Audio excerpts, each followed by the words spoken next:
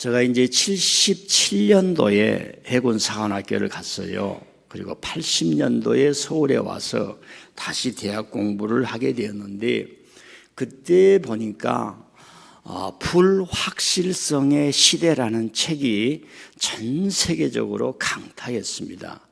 영국의 교수님이신데 갈브레이드라고 하는 분이 쓰신 불확실성의 시대. 그러니까 서구가 이렇게 살아가면서 그때 오일 쇼크가 났어요. 그리고 뭐 여러 가지 세계적인 사건이 나타나기를 시작했습니다. 대한민국에서는 강력한 독재였지요. 불확실성의 시대라 그러면서 서구가 어떻게 갈지를 모르는 거예요, 이 지성인들이. 서구 사회가 2차 대전 이후에. 근데 지금 40년이 흘렀습니다. 근데 지금은 어떻게 말하느냐? 초불확실성의 시대라고 하는 거예요. 그러면 저는 이 시대를 진단을 할 때 하루 앞을 모르고 강대국도 모르고 초불확실성의 시대라는 말이 무슨 말일까? 경제 정치가 불확실성이란 말일까? 내일 모레 기후위기로 말미암아 미국의 시카고처럼 어마어마한 폭풍이 불어가지고 5대 호수로 바람을 부니까 바다에 물이 한쪽으로 다 쏠릴 만큼 지금 며칠 전에 이런 기후위기를 말할까? 저는 목사이기 때문에 초불확실성의 시대라고 하는 것은 사람에 대한 신뢰가 사라져버렸다는 겁니다. 저도 큰 짐을 가지죠. 내가 어떤 모습으로 목사로 서야 성도들에게 유익을 끼칠 수 있을까? 어떻게 교회가 교육을 해야 우리 성도님들이 좀 예수님을 깊이 믿을 수 있는 그런 신앙을 얻게 할까 많은 고민을 갖는 거예요. 자, 저분이 40년 전 1977년도에 저 책을 썼어요. 40년이 지난 이후에 오늘 우리는 초불확실성의 시대라고 하는데 저는 그렇게 진단을 하는 거예요. 사람들에 대한 불확실성, 이것이 오늘 시대의 징조지만, 증후지만은 그러면 신뢰가 남아있는 것이 있는 거지요. 없는 것은 아니지요. 그게 교회요. 그게 우리 가정이어야 되는데 이걸 과연 어떻게 이루면서 나아갈 것인가 하는 것을 제가 생각을 해봅니다. 자, 이런 초두의 말씀을 드리면서 올 한 해를 또 달려오신 여러분들에게 하나님께서 위로해 주시고 올해를 잘 달려온 사람은 내년에도 잘 달려갑니다. 그렇게 되게 돼 있어요. 예. 올해 좀 우리 인간은 소망의 존재이기 때문에 좀 부족하였을지라도 또 그러잖아요. 내년에는 열심히 해야지. 이 결단하는 모습이 우리에게 있습니다. 그런 시간이 되기를 바랍니다. 우리 성도님들에게 수고하셨어요. 잘 달려오셨습니다. 내년에는 좀 더 이쁘게. 여러분들이 저를 보셨듯이 제가 많이 드라이브를 안 겁니다. 드라이브를. 제가 전에 있던 교회에 관리 집사를 연수한 장모님이 왔었어요. 근데 내가 그때 저분한테는 얘기는 안 했어요. 혼자서.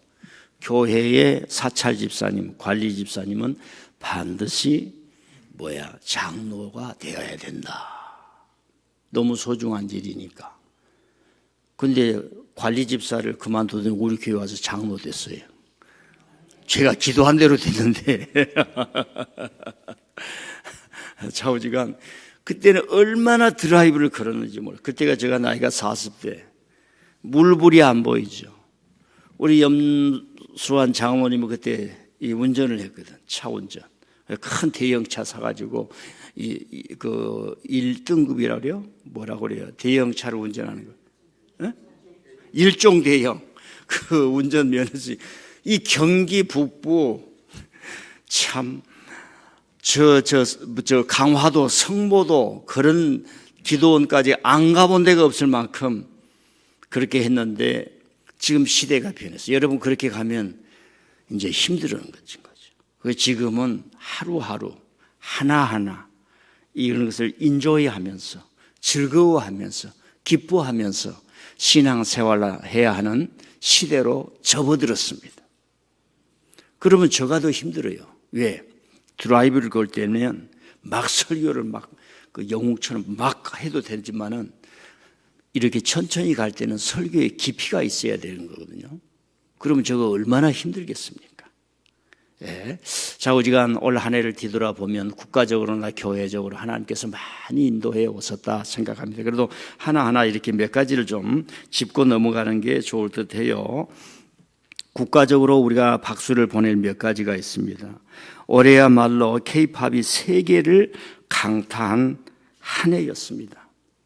예. 오늘 여기 성경 말씀을 보면은 나라들은 너의 빛으로 왕들은 비치는 데 광명으로 나오리라. 너의 눈을 들어 사방을 보라. 무리가 다 모여 내게로 오느니라. 5,000년 역사에서 대한민국의 위상이 이렇게 올라간 적이 없었습니다.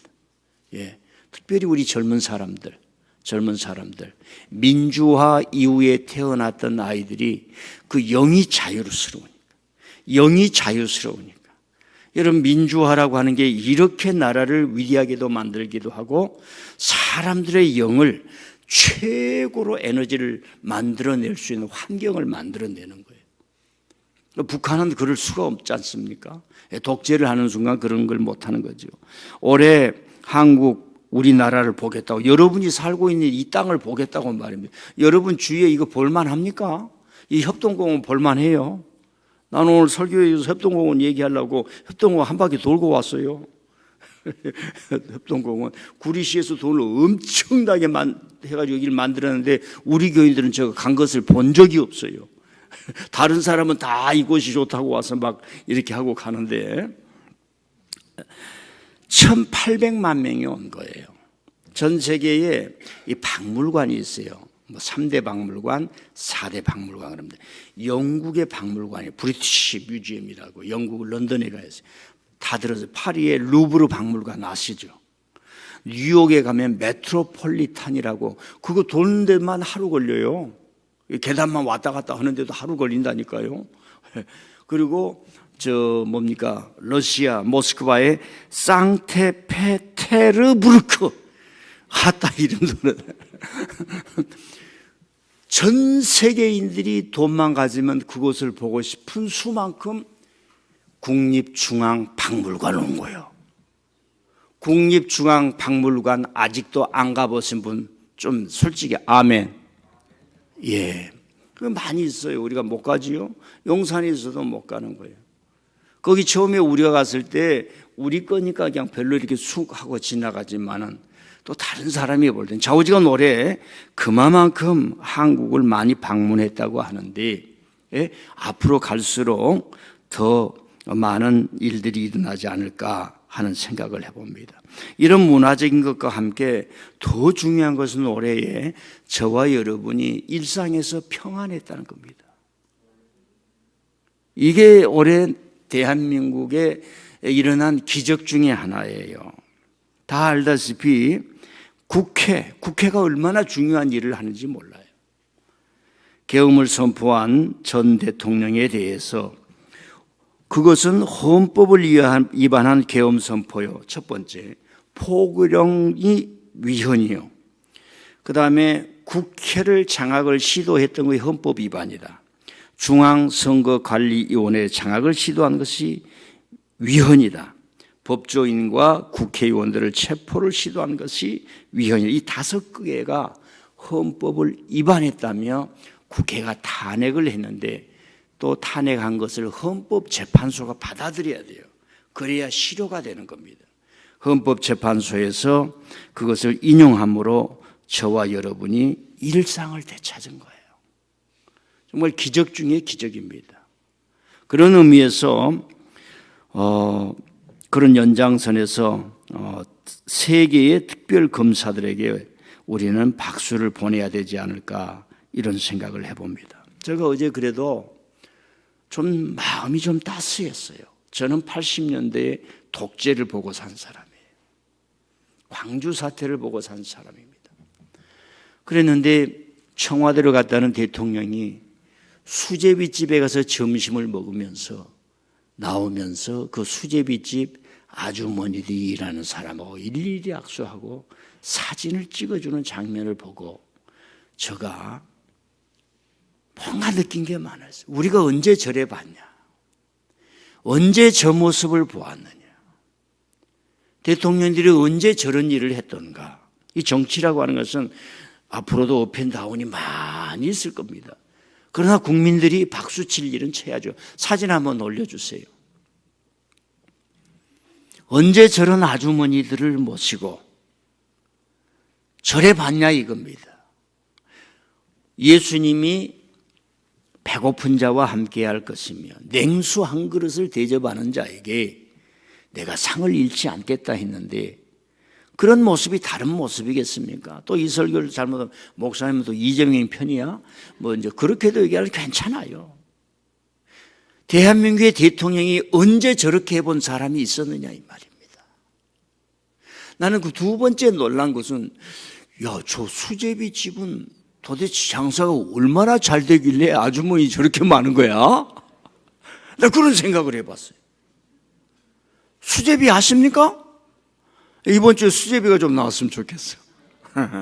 자, 제가 하고 싶은 얘기는 이겁니다.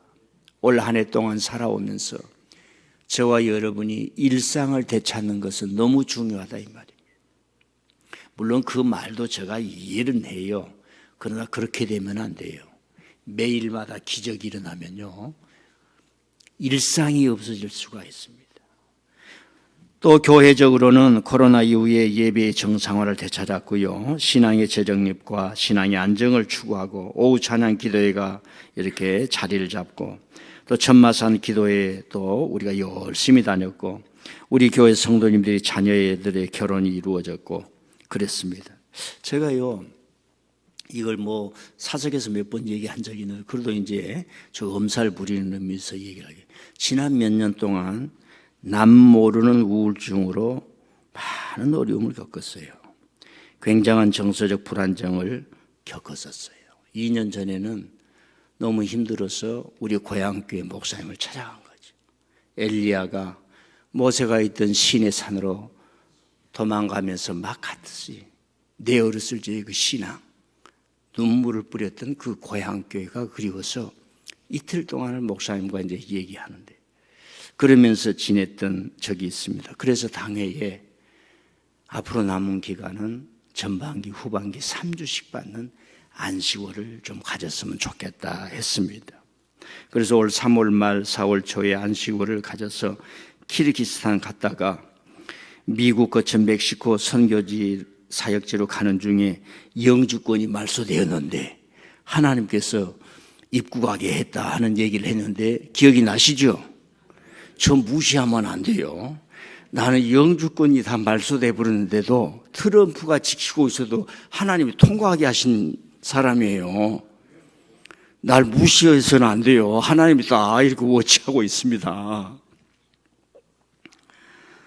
예, 그러면서 올해 8월, 9월을 지나면서 제 자신도 정서적으로 조금 안정을 많이 찾아갔습니다. 교회도 여름을 지나 또 많은 분들이 새로 오셔서 정착해 가는 모습을 보면서 또 활력이 있었다 이렇게 생각을 하고 특별히 올해 헌신하면서 교회를 지킨 많은 분들이 계세요. 여러분 모두에게 또 하나님의 큰 은혜가 내년에도 주어지기를 바랍니다. 국가도 지켜야 돼요. 가정도 지켜야 되고 여러분과 저의 신앙도 내 스스로 지켜야 됩니다.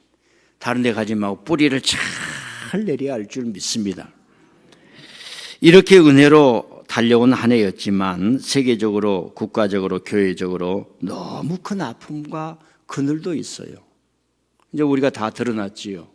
이번에 특검을 통해서 드러났지 않습니까? 한국 사회는 이단과 사이비 종교들이 너무나 깊이 침투해 있다는 걸 우리가 더 깊이 알게 되었습니다. 그래도 법적으로 이런 것들을 잘 조사를 해서 더 이상 그런 일이 없게 하자. 그래서 교회도 25%가 극우의 목사도 마찬가지 빠져서 너무 사회에서 큰 소리를 지는 바람에 75%의 정상인 교회들이 아무리 사람들에게 호소를 해도 그 호소가 미치지 못할 만큼 사회가 어려워져 있다는 것을 우리가 알게 되었습니다. 자, 오늘 말씀을 통해서 내년을 어떻게 준비할 것인가, 설교라기보다는 몇 가지 이야기를 좀 하려고 합니다. 1절을 한번 올려주세요. 1절을 시작. 일어나라, 빛을 발하라. 이는 너의 빛이 이르렀고 여호와의 영광이 너의 위에 임하였음이니라. 이스라엘 지금 이제 패망했거든요. 이사야는 글이 세 개가 합해졌어요. 1장부터 39장까지는 나라가 마지막에 히스기야 왕, 우시야 왕, 이런 때 므낫세 왕, 이럴 때 나라가 외국에 의해서 강탈당하고 침탈당할 때 히스기야는 자기가 왕이 될 때 북쪽 이스라엘이 없어지는 걸 봤어요. 아수르에서 없어져 버려요. 그러니까 손바닥만한 유다가 북쪽에 이스라엘 열 지파였는데 북쪽에 나라가 없어져 버린 걸 보고 얼마나 무서웠겠습니까? 그런 일이 없겠죠. 그런 일이 없지만 우리 남한에 사는데 중국이나 러시아가 북한을 먹어가지고 매일 DMZ에서 중국 군인들이 보이고 러시아 군인들이 보인다면 남쪽에 있는 여러분들이 여기 있는 분들은 거의가 다 제주도나 일본으로 망명 갈 것 같아요. 여러분 이마에 망명 써져 있는 거예요. 불안해서 못 삽니다. 그런데 히스기야는 그걸 본 거예요. 그 이야기가 1장부터 39장까지예요. 그 다음에 40장부터 55장까지는 포로에서 살아간 사람들이에요. 포로에서. 그 다음에 56장부터 65장까지는 뭐예요? 돌아온 사람들이에요. 근데 이사야라는 한 책으로 이렇게 쓰여져 있습니다. 그래서 그 포로된 백성들, 그 다음에 다시 돌아온 백성들, 낙심한 백성들을 향해서 너의 빛이 이제 이르렀다는 얘기예요. 이걸 누가 믿겠냐 이 말입니다. 제가 오늘 여러분들에게, 저는 여러분들을 인도하는 사람 아닙니까? 다 모를지라도, 내가 세상을 만들지는 못하지만은 폭풍이 불고 어렵고 힘들어도 하나님은 교회를 워치하고 계시며 여러분들을 워치하고 여러분들을 주목하고 계시니까 우리가 어찌하든지 올바른 믿음을 가지면 살아난다 이거지. 옛날에 남자들은 그래도 활동적이지 않습니까? 활동적이란 말입니다. 그래서 말도 바깥 양반이란 말. 바깥 양반. 밖에서 돈 벌어서 오는 남자를 바깥 양반. 그 다음에 여자를 뭐라고 그래요? 안사람. 안에 있는 사람. 그런데 요즘 안사람은 거의 없어. 다 박사람이 됐어요. 저도 어디 소개할 때 우리 안사람입니다. 우리 안사람이 이러는데 그 이제 옛 말이죠. 그러니까 뭡니까? 이 이사야 선지자가 너의 빛이 임했다는 거예요. 그러니까 지금 우리가 어려운 세상에 여러분들 믿음을 가지면 살 수 있습니다. 전쟁터에도 부자가 나오고요. 가난해도 천재가 나오고요. 예, 모세 그 430년에 애굽에서 그렇게 파로가 해도요, 하나님이 모세를 보내지 않습니까? 가정에서요, 그 안사람이 어머니가 얘야 너는 아버지를 닮지 말라. 아버지처럼 술 잡수시고 노름하는 것을 배우지 말고 다른 것은 다 아버지를 배워라. 술 마시고 뭐 노름하는 것만 배우지 말고. 그래가지고 가정을 살리는 어머니들이 대한민국의 어머니들이었어요. 어렵고 어려웠지만은 가난하다고 못할 일이 아니다 이 말이에요. 너가 커가면서 사회도 바뀔 것이다 이 말입니다. 제가 고등학교 다닐 때는요, 대학교에 떨어진 사람이 너무 많으니까 국가에서 어떻게 해서든지 대학을 많이 만들어가지고 떨어진 사람이 없겠어 모두가 다 대학에 가서 공부하자고 그랬어요. 돈을 어마어마하게 거뒀잖아요. 여러분이 자동차 기름 내면 거기에 교육세가 다 들어가 있고요. 과자 사 먹으면 과자에도 교육세를 내는 거예요. 지금 이걸 간접세라고 그런 겁니다. 지금은 대학이 없는 데가 없어요. 다만 와서 공부하라니까 다 잠만 자고 있는 거예요. 실제로 대학에서 몇 대학만 빼고 지금 교회가 동네마다 없는 데가 없어요. 없는 데가 없다. 없는 데가. 교회가 많은 것도 중요하지만 제대로 믿는 저와 여러분만이 하나님의 나라를 만들어내고, 400년이 지나도 모세가 일으키고요. 여러분 보세요. 다윗이 몇 년 만에 나온 줄 아십니까? 가나안 땅에 가서 400년 만에 다윗이 나와가지고 다시 일으킨 거예요. 그러니까 정말로 보는 사람은 걱정할 필요 없어요. 내가 바로 되느냐 못 되느냐 그런 걸 보는 거죠. 2절 한번 올려주세요. 2절 읽고만 넘어갑시다. 보라, 어둠이 땅을 덮을 것이며 캄캄함이 만민을 가리려니와 오직 여호와께서 너의 위에 임하실 것이며 그의 영광이 너의 위에 나타나리. 완전히 패망된 상태입니다. 그러니까 이사야는 이 민족이 살아야 한다. 백성이 살아야 한다. 우리 대한민국이 살아야 된다. 한국교회가 살고 민들레 교회가 살아야 한다. 권사님이 살아야 한다. 집사님이 살아야 한다. 장로님이 살아야 한다. 일어나세요. 하나님의 영광이 지금 임했습니다. 그러니까 당신이 가지고 있는 믿음, 빛이 있잖아요. 일어서세요. 일어서. 제 이야기를, 제 동네는 100가구가 생겼어요. 그래가지고 이제 논이 30마지기가 있는 집이 제일 부자였어요. 우리 집은 이제 우리 아버지가 할아버지로부터 논 4마지기를 받았어요. 유산이라고 그러죠. 그래가지고 우리 아버지가 열심히 일도 했지만 가서 이 노름을 했어요. 노름이 뭔지 갬블. 그래가지고 논을 3마지기를 더 얻어버렸어요. 그리고 갑자기 부자가 됐어요. 옛날 얘기를 내가 더 붙여서 하니까 그러려니 알아들어야지. 신동철 목사님 아버지는 이렇게 했다고 또. 그래가지고 우리 할아버지가 우리 아버지를 무릎을 꿇으셨다. 제가 어렸을 때 본 거예요. 아버지가 할아버지가 뺨을 때리더라고요. 내가 너를 어떻게 가르쳤는지. 하여간, 그랬어요. 그랬는데요, 우리 어머니가 이제 모내기만 되면 4월달 되면 모를 심으러 가잖아요. 그러면 시골 동네는 다 품앗이라고 그래요. 오늘은 이 집 해주고 그러면 저 집이 우리 일할 때 오는 거예요. 우리 어머니가 항상 와서 하는 얘기가 그거예요. 어느 집에 가면 그 노는 말이야 진흙처럼 돼가지고 이 모를 심으면 그렇게 논이 다르다는 거야. 논이 달라. 근데 우리 논은 뭐야? 산에 있는 데가 있어가지고 돌이 많으니까 이게 뭐가 안 들어가는 거예요. 그러면서 그 집을 부러워. 그 집을 그렇게 논도 모도 잘 심고 모내기 하면 시골에 다 노래 부르면서 하잖아요. 그 매일 하고 와서 그 얘기를 해요. 놀라지 마세요. 그 100가구 중에 대학을 간 가정은 우리 가정밖에 없어요. 교회를 열심히 다니는 가정은 우리 가정밖에 없어요.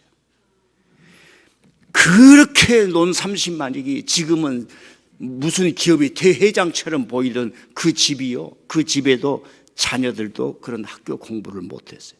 시대가 바꿔져 가지고 농사 많이 진 사람도 중요하지만 뭐예요? 가서 공부한 사람이 세상에서 성공하는 시대로 바꿔져 버린 거예요. 그 동네에서 미국 가서 학위 받은 사람은 우리 집안밖에 없어요. 별로 재미도 없으신가 봐요. 그 면 소재지도 그래요. 그 어렸을 때부터 우리들이 교회를 나가. 그래 교회 나가고 싶어서 나가느냐? 물론 어렸으니까 나가죠. 우리 어머님이요. 30대 때 이 마취도 안 하고 복강염이라 배를 의사가 그냥 칼로 째버려. 2번이나 했어. 2번이나. 그래도 죽지 않고요. 하나님이 살려주고요. 한 번은 옆집 동네에서 점을 했는데 우리 어머니는 아무 날 아무 시에 점쟁이가 죽은다고 그랬어요. 그럼 어린 나이에 그럼 점쟁이가 옳은가 하나님이 옳은가 보자. 그 기억이 내가 있어요. 그래서 우리 어머님은요 88세까지 살고 가셨어요. 무슨 얘기를 하느냐? 너의 영광이 아무리 가난해도 바로 되고 바로 살고 바로 믿으면 되는 줄 믿습니다. 우리 교회도 그러는 거예요. 제가 지금 이 한국 교회 상황을 보는 거예요. 그래서 저와 여러분들이 마지막으로 할 일이에요. 이 교회를 통해서 여러분의 인생의 마지막을 아름답게 멋있게 정말 기쁘게 이 공간에서 신앙생활 하라는 얘기입니다. 예. 자, 그 다음에 또 한번 올려주세요. 시작. 나라들은 너의 빛으로, 왕들은 비치는 내 광명으로 나오리라. 지금 그 이스라엘 백성이 다 망해버렸어요. 돌아왔는데 다 빈털터리 보따리 가지고 왔는데 어디 정착도 못하는 거예요. 그런데 예언자가 말하는 거예요. 하나님의 종이 말하는 거예요. 예. 여러분요, 역사적으로요, 위대한 사람들은요, 민족을 깨우는 사람입니다. 저는요, 대한민국이 한 20년 동안 부흥회하는 걸 봤어요. 전체 제주도부터 여기 북한은 내가 못 받았으니까 서울까지 아침만 되면 찬송가가 나오는 거예요. 새벽종이 울렸네, 새 아침이 밝았네, 모두 일어나, 뭐라고 그러더라? 새 마음을 갖고.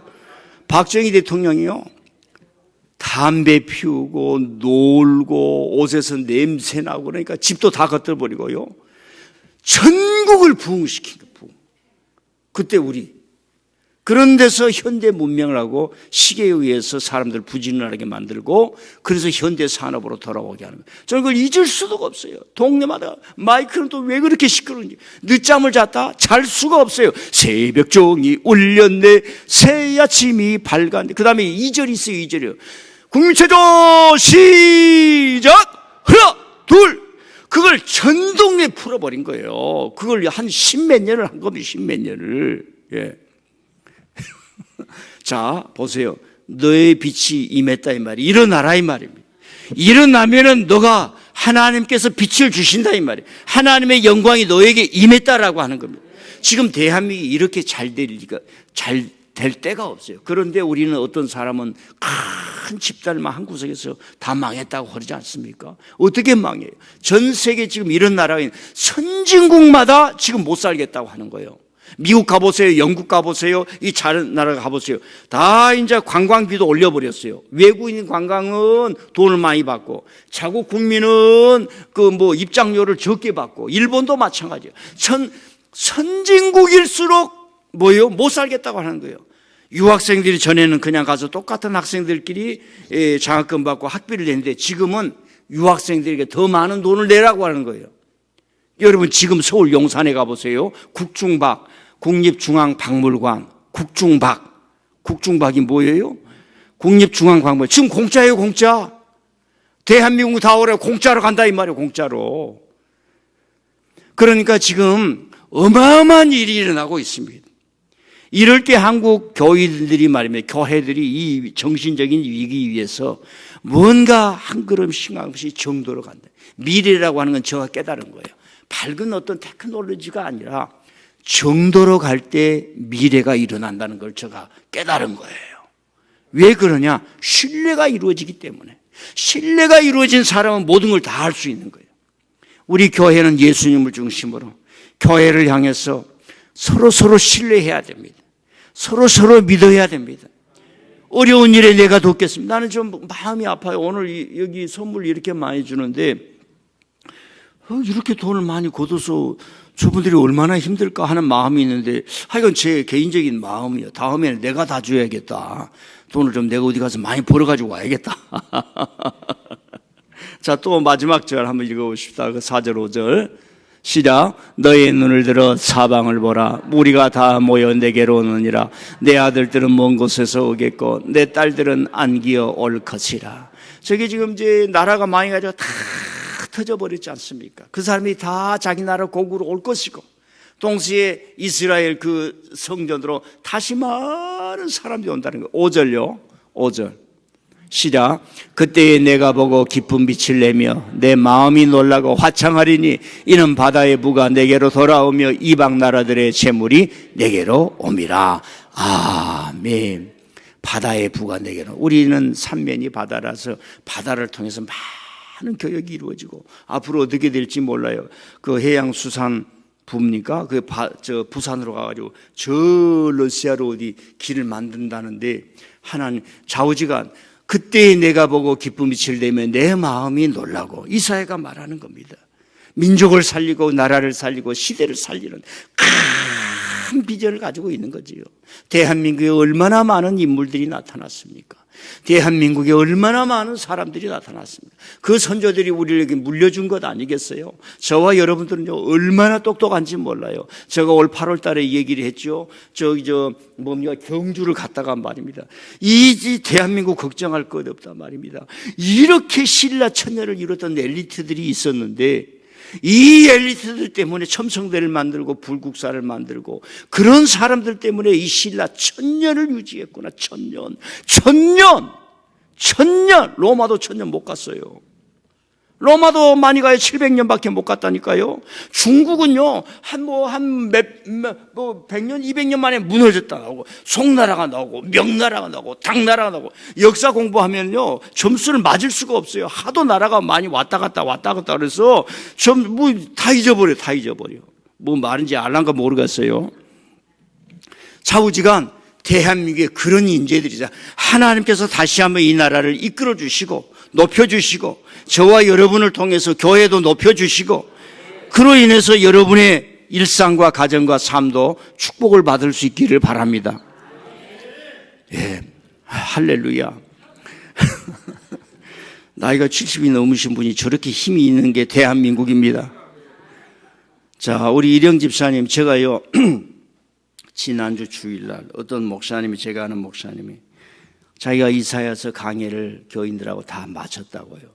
그래요. 그 이야기를 듣고 20분 만에 이사야 전체를 시로 만든 게 있어요. 예, 한번 올려주세요. 그걸 한번 읽어보요. 보입니까? 나는 안 보이는데 보입니까? 그럼 한번 읽어보십시오. 좀 미안해요. 미안해.